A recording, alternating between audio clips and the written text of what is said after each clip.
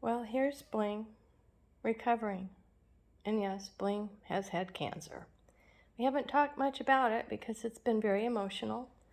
She had an anal gland cancer that spread to her sublumbar lymph system, and it's pretty large. So they went in, took off all her hair, of course, which is the most important thing, and they have a huge, huge, almost looks like she had bloat or huge incision. So they took the mass out that way, and the mass was extremely large. It was intimately fused up into her spinal area, so they could only get 90%. They took the anal gland out from this area on this side, so she has some stitches because they didn't want any cross-contamination of any fecal matter getting into the abdominal area. She had a catheter on this rear leg. She had a catheter on her front right leg. And 3 weeks ago, she was put under for a CT scan. And here the hair's been shaved, so we could find out what these masses were.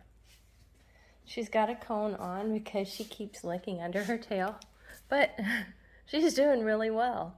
Emotionally and physically, she's doing super well. She just had breakfast, so we got her on a little downtime. Bling, how are you doing, pretty? She's a happy girl. So we are going to try to document how she's doing and create a book for children about getting sick and not being afraid.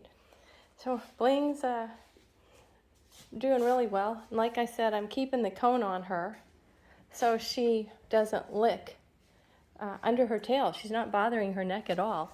So I'm going to take her cone off here. And there she is. And we've got water in here. We're in our studio. I've been sleeping on the sofa to keep the other dogs away from her because she has some gel pads in her abdomen that will disintegrate that were used during surgery to apply pressure to the staples. There was a pretty significant bleeding problem, and because they could only get 90% of the large mass, which was huge, it literally, I could feel it here on her body. After the first week of knowing about it, I could feel it from one side of her body to the other. And I don't know how much the mass weighs. I need to ask more questions. I've just been focusing on her getting well. But the mass was so huge. But they had a bleeding problem with her during surgery. They expected 50%.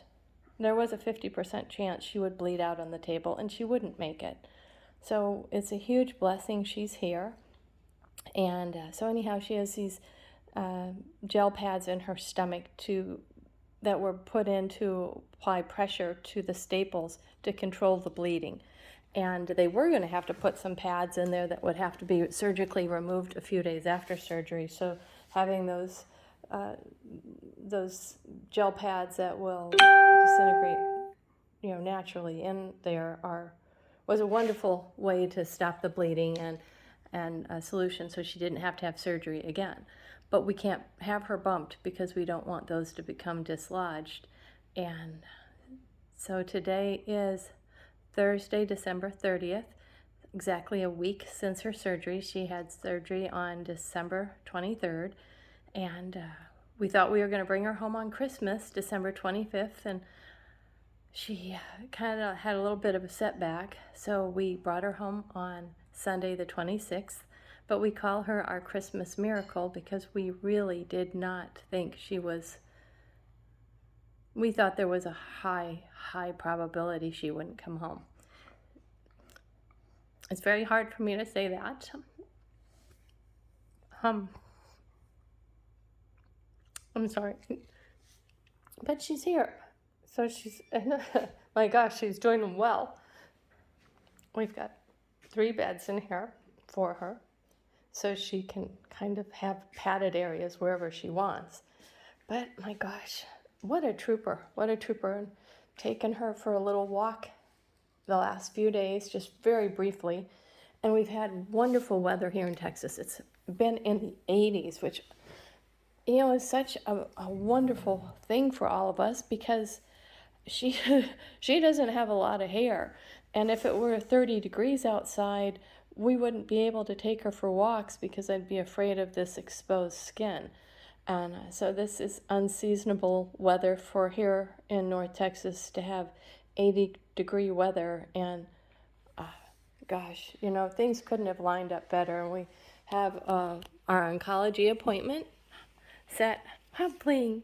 We have oncology appointment set, her first one set for January 4th.